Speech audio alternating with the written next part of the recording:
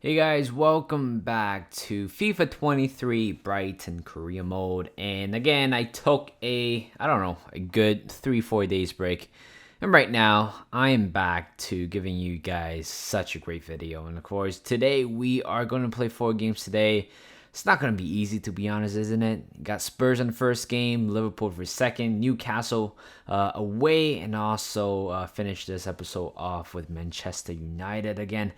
All the 4 teams that we're going to play today are currently in the real league. It's top six, so it shows how competitive Premier League is.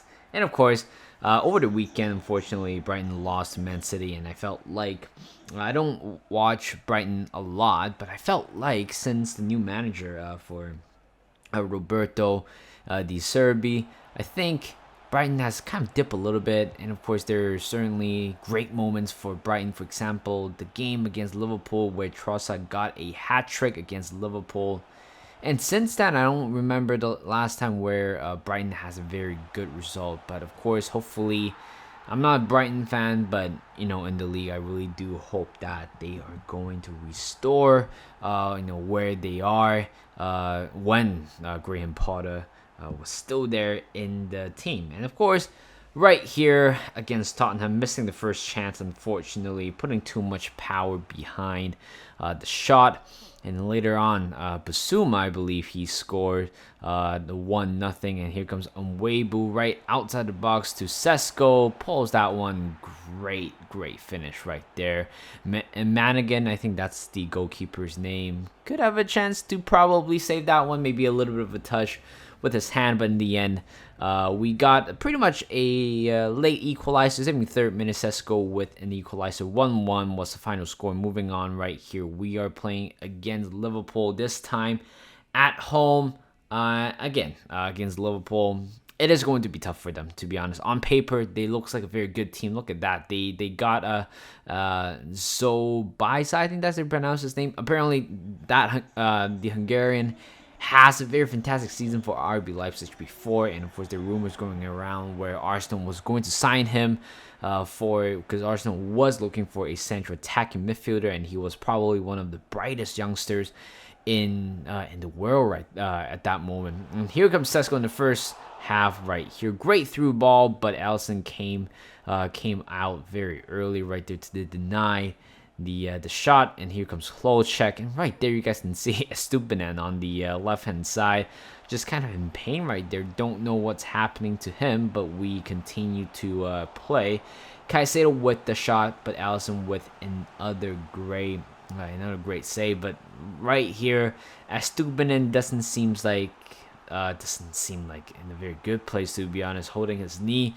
But who knows about FIFA, because every time when the player was holding the shoulder, holding the knee, and turns out the injury spot was completely different than where they're holding. Of course, right there, Stupinan seems to be hurt himself after the follow through. It doesn't seem like there's an immediate impact after maybe the landing with his left knee. Not quite sure, but we have to wait. What the doctor says. 27 minutes in the first half, we pretty much dominated the whole game right there, to be honest, in the first half. But then we just can't score a single goal, which kind of frustrates me, to be honest, because I feel like this game it can be winnable. In 52 minutes in, here comes Mo Salah, just like that, just bangs that one right behind Robert Sanchez, and just like that, Liverpool took a 1-0 lead. And I don't even know how that happened, to be honest. I felt like we were having a good game, and then boom, one counter attack from Liverpool just kind of destroyed everything. And right there, Alex Scott should have put that one away. He has so much space in front of him. And here comes Nunez looking for a pass in the middle, and right there, good save by Sanchez, and we still are looking for a late equalizer. I don't really want the win anymore. Maybe a draw at this point, but Weibo, very close range, 12-yard away from the goal, bangs that one straight at Alisson, and I don't know how many chances we got. We definitely got more than 8 right there, but still we couldn't find a goal. I felt like we are the shot on target FC at this moment, because the fact that you keep trying to score, nothing happened right there. Unfortunately, torn quad muscle right there for Estupinan, and he is going to be out for 3 months. And this is going to be tough, to be honest. December 16th already.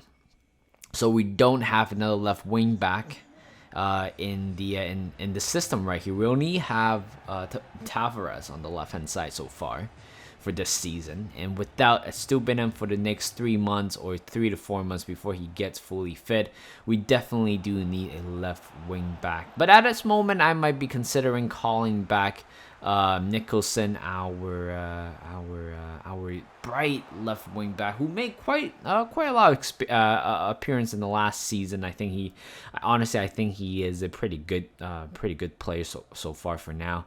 And right here, playing away at St. Mary Park against Newcastle. What a great team goal right there, by the way. But honestly, Robert Sanchez, what are you doing? We have been complaining about the goalkeeping ability for for the AI side, and I felt like nothing seems to be improved, because I think that would have been it's a savable goal.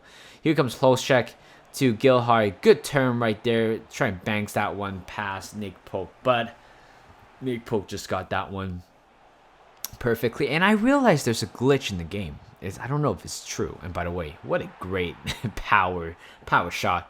Because apparently this season you need to press L1 and R1 at the same time with the shot button, and that's how you register the power shot or power finish, whatever they called. And I don't know if I like that, to be honest. I felt like, it's realistic, but I know L1 and R1 finish was probably where you were going for like a low shot or something like that. But they changed the mechanism. And by the way, we finally scored a goal and just like that, boom. We just can't find a goal, unfortunately. Just keep hitting the bar. Either the goalkeeper saved it, or we just kind of run ourselves out with luck. And here comes Alex Scott. Last 2 minutes right here, and what a save by Nick Pope, and we should have probably equalized that game. I felt like every game we would have probably walked away with a point, but unfortunately, that is not the case. That is certainly not the case. Newcastle United beat us 2-1, and we felt like we are dipping quite a bit in the league right here. Not in a very good run of form, which is very, very scary. And the fact that we're not in a good run of form, trying to find a much weaker opponent to face, and then boom, right here in the EFL Cup I think it's the quarterfinal, against Manchester United.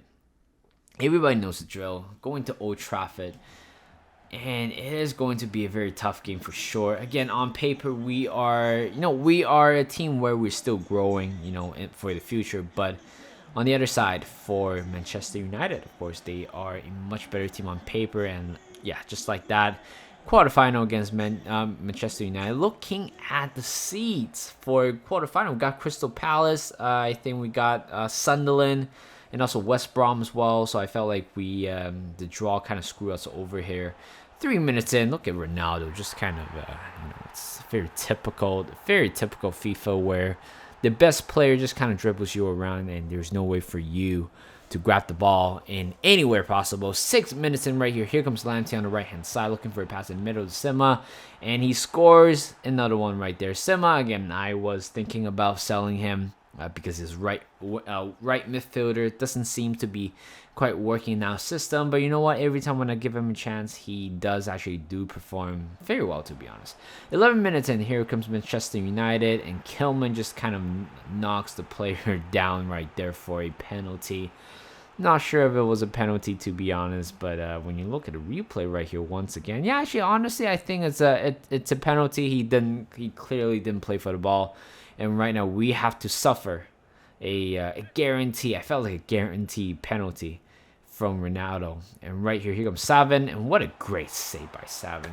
You gotta give a applause for him again. He is 70 rated, 23-year-old. Of course, still has a lot more room to grow for him.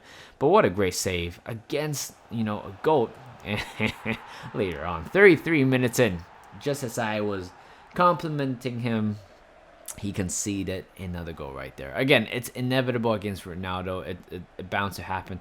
54 minutes in, here comes Ronaldo once again, completing his hat-trick. He doesn't need He doesn't need a penalty to add into his goal tally. 69 minutes in. We have nothing to play for, to be honest. 3-1 with 20 minutes to go seems to be done for, to be honest. And out of nowhere, I believe that was Mwebu just knocks that one. What a great finish right there. Just a long shot to top left corner. 77 minutes in. This is a very interesting play, guys. Look at here once again. Don't quite know what's going on right there. It just felt like it's all over the place. I don't even know what happened. I have to go to the replay right here. Actually, it was Lamptey the whole time. When you look at the replay, it was Casemiro, was it? I think, yeah, it was Casemiro. Lamptey honestly, that was a good challenge right there. It was a good challenge. Clearly go for the ball. But apparently it was Balakochap who made that mistake. And Ronaldo trying to score his 4th goal by trying to do a Pineka right here, which it definitely embarrassed him. The fact that he missed 2 penalties right here. He could have scored 5. Well, actually, he could have scored 6. He scored all 4 goals in today's game. And look at him. This is why I can be very pissed at FIFA. It's stuff like that, to be honest. 3 minutes in. We still have 3 minutes to go. 1 more minute, actually. Here comes Brahim. And I don't know. Like, this kind of goal that we score seems to be very easy. But we always score goals when we're behind or when times does not matter. Just like that, we are out of the Carabao Cup, which is totally fine, to be honest. It's not a cup that we want to focusing on, but certainly wants to take an advantage since the teams that were in the quarterfinals seems to be the majority of them, or actually half of them are from the what's that called? From the championship, to be honest. So there you go, guys, for this episode. And in the league, we have pretty much arrived, almost halfway through, and sitting at 12th. Sitting at 12th, our objective for this season, trying to qualify for a European place, somewhere in the European place, whether it's Europa, whether it's Conference League, doesn't matter. We just want European football by the end of the season. But that dream seems to be kind of fading away with our recent form. But at the same time, the bright side is we are not even halfway through. We're almost halfway through, but we're not yet halfway through the season, which means we still have quite a lot to play for, but certainly our form is dipping, and we better find a way to to get our form back. So thank you guys for watching. Hope you guys enjoyed this video. Like this video, subscribe to my channel, and I'll see you guys in a bit.